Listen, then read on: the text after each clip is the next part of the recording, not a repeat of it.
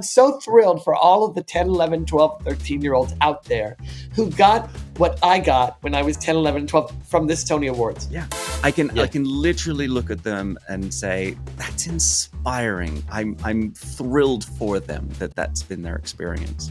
Could be a really fine line between this is so inspiring and I'm so tickled. Right on the other side of that line is, why not? When am I going to get there? Why am I not there? Oh, my life is over and crappy. The one that I didn't fully buy, and we may well edit this out, this may be a very unpopular opinion.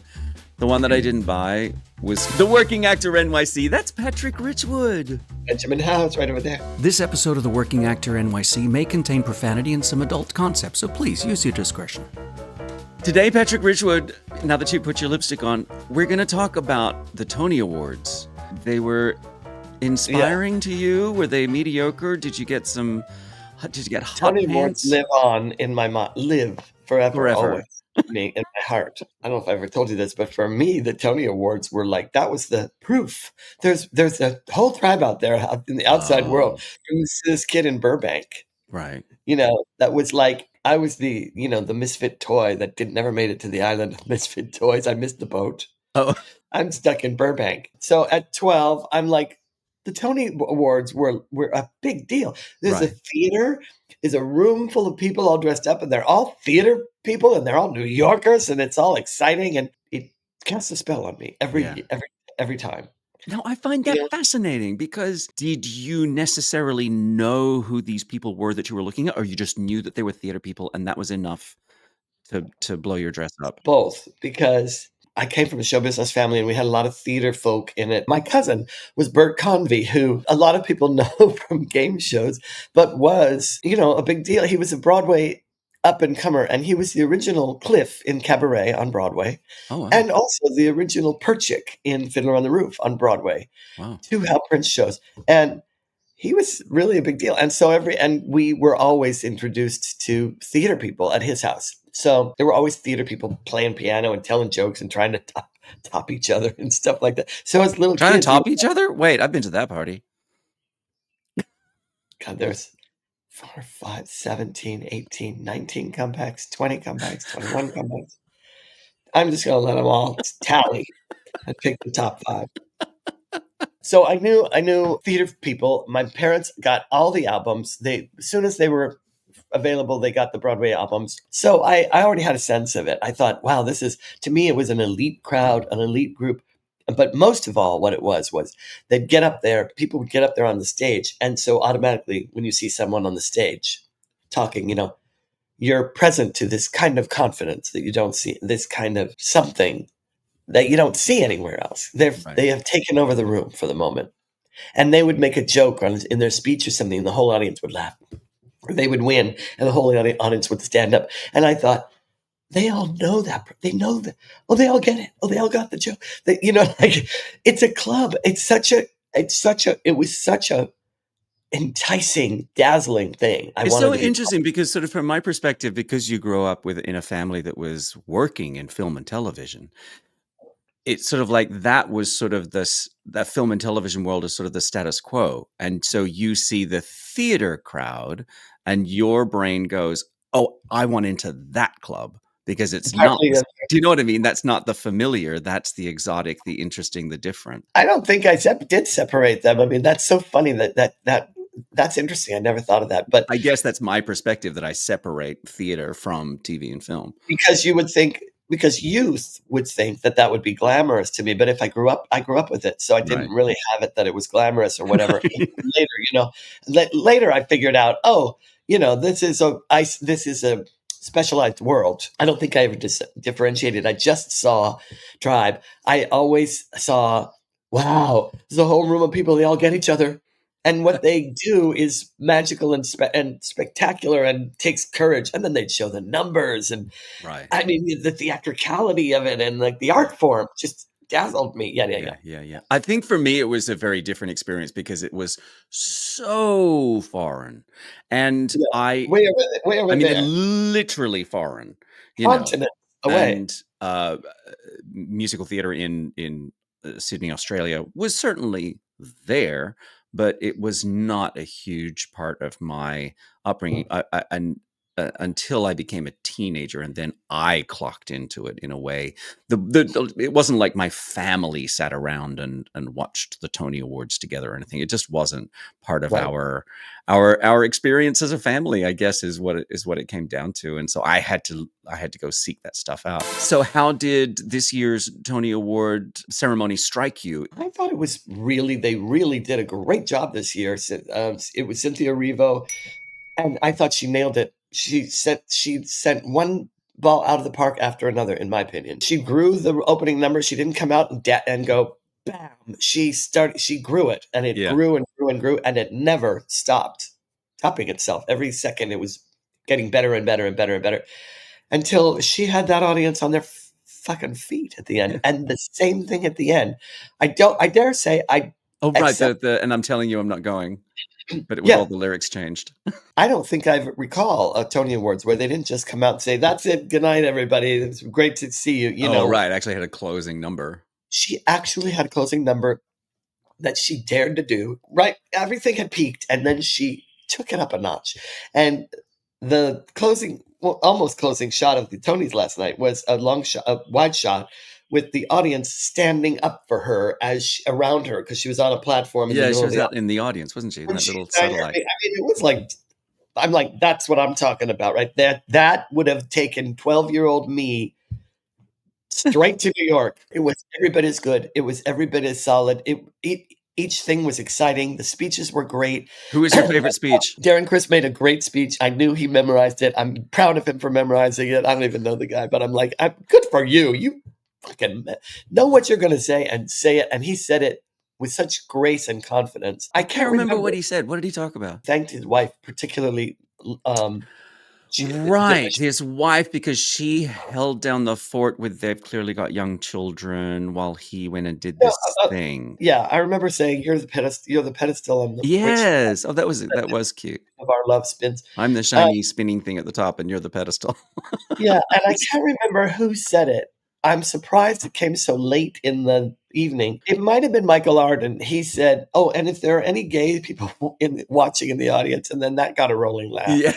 And he said, "Happy Pride," like that. And then and I thought, how come nobody else has said that tonight? That was really funny to me. That, like, I mean, this is the gayest event on the planet. It was a very queer event. We saw a lot of non-binary people expressing themselves, and a lot of it was in the material. That whole number in Death Becomes Her, which I haven't seen. Yeah, about the gays. Cola Scola had my favorite speech of the night. Just wonderful speech, so clever and witty. Like, and to my mom, "I'll call you when I can." Okay. Okay.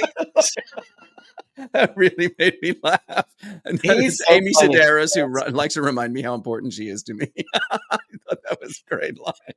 That was great. Oh, and I'm fully convinced that at one point they thanked Tebow from Grindr. I'm like convinced that Tebow from Grindr he thanked Tebow from Grindr. That's right. Tebow from Grindr is going to be next year's host of the Tony Awards. Was there anybody at the Tony Awards that are you the person who sits there and goes, "Oh, there's my friend Jeremy. Oh, there's my friend Julia. There's Clyde"? I usually do some of that. I usually go like, "Oh, I forgot. Yay, Jennifer's up for a Tony." Or I go, "I forgot. I didn't know they were in this show." Like that. Or in the case, I remember going when Pirates, the Penzance musical, did their presentation. I was like, "Oh wow, I don't know a single person in this show." I don't think I knew very many people in the shows. I know some. I mean, what was thrilling to me was my friend Clyde Voce is making his Broadway debut in Floyd Collins out at Lincoln Center, and his first Broadway show, he gets to do a performance at the Tony Awards. I was like, that is golden material right there. I was so happy for him to see him performing on the Tony Awards for his first Broadway show. I was just so thrilled for him. Yeah. Also, my friend Julia Groden, who's in Just in Time, the Jonathan Groff musical. Yeah. She was showgirling her amazingness. Yeah. Oh, yeah. Oh, she was one of the with the feathers. Wait, and was it Devon Moody's Broadway debut as well? I think it was Devon Moody's. There were So lots. Devon Moody was the first person in Buena Vista Social Club's presentation. He played the Oh, guitar. I'm thinking of the woman in yellow. She came on later, but yeah, Okay. he opened that presentation. But I'm just thinking that's 3 people I know who are making their Broadway debut and get to perform at the Tony Awards. How cool is that? I'm I just know. so thrilled for them, you know? I'm Yeah, just like, that's yeah, inspiring to me. Like, rather than sitting at home thinking, "Ugh, I'm jealous. I wish it was me." I yeah. can literally look at them and say, "That's inspiring." I'm thrilled for them that that's been their experience. That's a good point you bring up because it really is could be a really fine line between this is so inspiring and I'm so tickled to be witnessing this thing in my tribe. I use that word all the time. I probably overuse it, but that's the word for me. And right on the other side of that line is why not? Why? When am I going to get there? Why am I not there? Oh, my life is over. I'm crappy. It's awful. And which is also I'm making fun of it, but like that's where people go all the time. And you know, that might be me on a different day. Right. People go there. It's just that I'm like only making fun of it because it amounts to nothing. You like it doesn't it what it's such a shame to be missing out on the actual joy of it. The Yeah. joy of it Yeah, is what produces something wonderful, in you. that And is what got absolutely me true. that's what got me where I am. I mean, if it weren't for the fucking Tony Awards, I'm sure something else would have, opened the door for me. But that's what did open the door for Yeah. me. Watching a Tony Award presentation or something like that and thinking, "Ugh, that person's doing it and why am I not up there?" If that doesn't fuel you into action, then it's a waste of your emotional energy. If you could see somebody else doing something and you can sit there and go, "I should be doing that." Yeah. Let that spur you into action, then, then I'll give you the credit on that. That's right.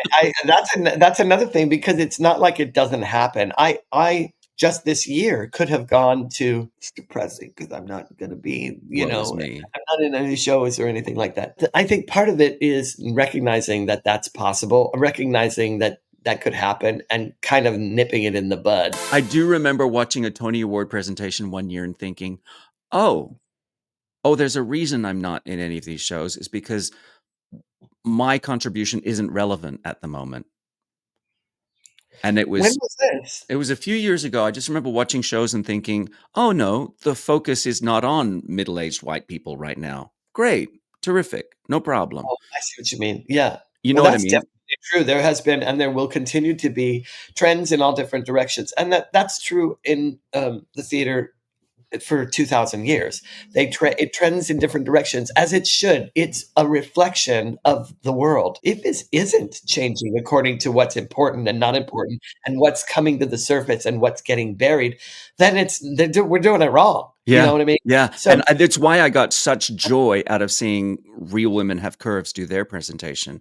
I yeah, was like, "Yes, come yeah, on now." That yeah. see that and in okay, so And yes, there's and Black stories being emerging everywhere now that have been, you know, chomping for their chance right, and that but been they've been some suppressed for been decades suppressed. and hundreds of And years. and Asian stories and Yes. women's stories and queer stories, people that would normally not get a shot are getting a shot. This year's ceremony really openly celebrated and rewarded diversity, not for the sake of diversity, but was it Best Supporting The Actor story. for Yellowface? Francis Jew winning for Yellowface, and all of the success that maybe Happy Ending had at this year's ceremony. It wasn't forced. It wasn't a DEI. You know what I mean? It was legitimate. Yes, this is Based stories because that we of have not stories heard that we before, and yeah, let's hear it's not, because we're trying to force an agenda.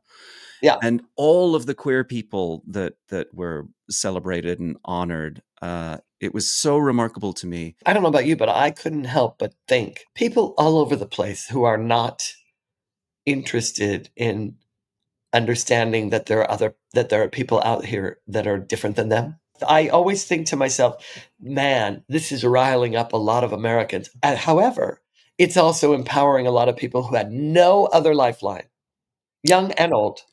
The one that I didn't fully buy, and we may well edit this out, this may be a very unpopular opinion. The one that I didn't buy was Nicole Scherzinger. I'm afraid I have a difficult time when somebody stunningly gorgeous and successful stands on a stage with an award in their hand saying, I never felt like I belonged. For some reason that hits me in a personal way. And I'm like, That's interesting. That really is interesting because I always have to remember, no matter what a person looks like, they're the least accurate reference for what they look like. yeah, And so it's easy for me to imagine a gifted, gorgeous woman thinking she's not not enough, knowing it. Yeah. No, not okay. knowing I that can she's hear enough. that. Yeah, I And can totally hear that. only thinking about the things that are wrong with her, according to her or him or them, right? Sure. So, and it's like, and I know that that's a universal thing that ribbons through humanity. And also People, the other thing is I don't know where and how Nicole Scherzinger grew up. So being of Hawaiian, Filipino, and Ukrainian descent I know, may wasn't that well have interesting? been a total barrier for her Who knows? I mean, and also, feeling included. be magnificent and not and think you're ugly. I, I've met them. I've met people who are magnificent looking, yeah, and they think they're ugly, and they really think they're ugly. right. Well, I mean, You I say that to you all the time. Yeah, That you think you're ugly? I yeah. know, and I'm always telling you, You're always telling me how always telling gorgeous I you, am. not ugly exactly. Um, it's what I think I say usually. Oh, Benjamin, that's ugly is such an ugly word. Are there any trends that you observed from this year's Tony Awards ceremony? Anything you think we're heading towards? Because I have one. What's yours? Fucking cameras on a Broadway stage. And I say fucking cameras like it's a bad thing. I think in the case of Picture of Dorian Gray, I thought it was brilliant. And in Sunset Boulevard, I thought it was a gimmick. And I know that Jamie Lloyd, who the director of Sunset Boulevard, is doing it all over again. I'm sorry, Jamie Lloyd Productions is doing it again with Evita, with Rachel Zegler in Evita in London right Well, now. directors do find their expression. Like it was like with what's his face. What's his face? Oh, what's his face from that thing? Yeah. The thing that did the other thing that time. Who has the actors playing the instruments a lot? John Doyle with the John Doyle. He actor found people, musicians. Yeah. yeah. People think it's easy to say, "Oh, he's found a gimmick," and now but you could also say, "No, he found his way of expressing himself in the art form." You know what I mean? And it does work sometimes. Sometimes I feel like it's I agree. gratuitous. Depends on the show, but Yeah. sometimes, man, you go, man, did that bring out all kinds of elements in the story that I never Oh, well, that really was the thing with thought of. Picture of Dorian Gray, and I'm so thrilled that both Can't wait to see it. Sarah Snook, the actor who played all of the roles, and Kip Williams, the director who created who helped guide the concept and execute it.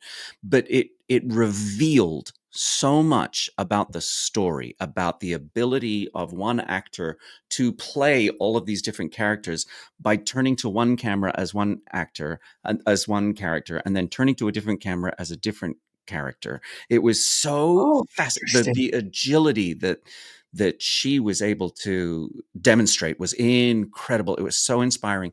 And also then they Can't wait used, to see it. Can't wait to see it. for there was some fantastic effects. You know how you can like do Facetune on your phone. I don't know how to use it, but like you can adjust how you look. You can And become like a and comic book character. the whole point of Dorian Gray is that they don't look the way they are supposed to look.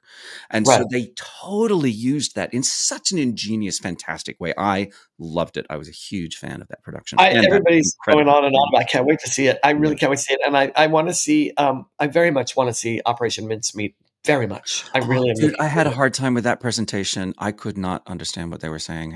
And I'm the dialect guy. You know what I mean? Like because of their accents. Their it accents. felt like there was some just the blonde woman who began the presentation. I understood that I don't know if she's British or not, or if she's putting a British accent on, but there were some pronunciations that I was just like, why are you saying it like that? And it made it difficult for me to understand what the words were. And Interesting. so I'll have to see. so my brain sort of fairly immediately said, "Oh, I can't understand this." And I'm normally the guy who can understand any accent. So Yeah, you know yeah, what I yeah. mean? Like I just had a What hard could time it with the also have been situation. a question of the sound? I did have some sound issues too. I felt like, oh, they're not being helped by that I microphone. thought the same thing with Yeah. the now I was in a room that was getting noisier and noisier by the second, but I thought, I'm not having trouble hearing this one. I'm having trouble hearing them that they should really be pumped up. I also thought if I had any criticism of the show, it would be they really should have started with the smaller More numbers intimate. first, built to the bigger numbers. Because as you're Well, going along in the show, you start to wane. You know what I mean? No matter how right. much you love So it you all, needed the gays at the end doing it for the gays, or yeah, or for the you gays at needed the end. Mama Rose. I mean, that Oh Rose's my turn God, blew me that away. Audra McDonald, that blew me away. That really did And blow me away. in fact, when she was done, I thought, well, she might win. Actually, I was thinking, I agree. Tony Voters are not going to give her a seventh award, only because what goes through most people's mind is, oh, let's give it to someone who doesn't have one, no matter how good Audra is. You know what I mean? Because we now have celebrated her to the point where it's like she knows, we all know, we love you, but. Yes, yes. But even still, after that Rose's turn, I thought I could see that she might get it She again. might She get I was thought the so there. same way, and I did also sort of think, well, if they're I not love gonna her. give it to her for that, I think she's capped at 6. Do you know what I mean? Like, what else can she do from here Well, that would then be she'll get a worthy of a lifetime Tony achievement Award? award or If that something. doesn't get it, then I don't know what she I can do with it. loved the Keenan Bolger. Celia Keaton Bolger Lifetime Achievement Award thing. That was so perfectly done. I loved the in memoriam. Oh, Perfectly I thought done. that was really beautifully done. Beautifully Yeah, done.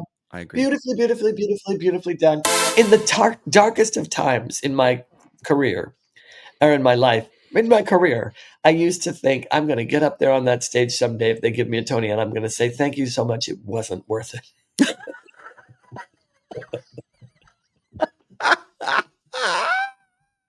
I'll take it, but it wasn't. It wasn't. It This wasn't is worth still it. coming home with me, but oy, Yeah, the journey to get here, you but don't that's even know. I wonder what our listeners and viewers found most inspiring oh from yes, this please year's tell Tony us. Awards. Please tell us. It'd be Talk to great to us. find out what pushed their buttons or may turn them off. I would love to know that. I want to encourage our listeners to let us know what inspired them, and let whatever did inspire Yeah, you from this year's Tony Awards lead you towards creativity. Let you write about it, make a post about it, take something inspiring into your next audition, and let us know. Let yeah, us know what that is. How it feels. yeah. Spread the good. Spread the good. That's where it has all its power. Let's just throw the seeds out there. That sounds vaguely, slightly sexual. I'm so thrilled for all of the 10, 11, 12, 13-year-olds out there who got what I got when I was 10, 11, 12 from this Tony Awards. Yeah. Whether you're a queer person of color wearing glamorous couture and hosting the Tony Awards, or Yeah. whether you identify with one of the other winners, what a great way to see yourself represented on a huge stage. Yeah, or whether or even if it's just the first time you ever realize something like that, this art Exists. form Yeah. is out there. Sure is. What else do we have to say? I have nothing to say. I'm complete. I think this satisfied? is goodbye for us. Yeah, I don't think we ever need to speak to each other again. I'm feeling like we're done. Don't you? Best of luck in everything you do. And I am telling you, I'm going. I'm going. It was so good.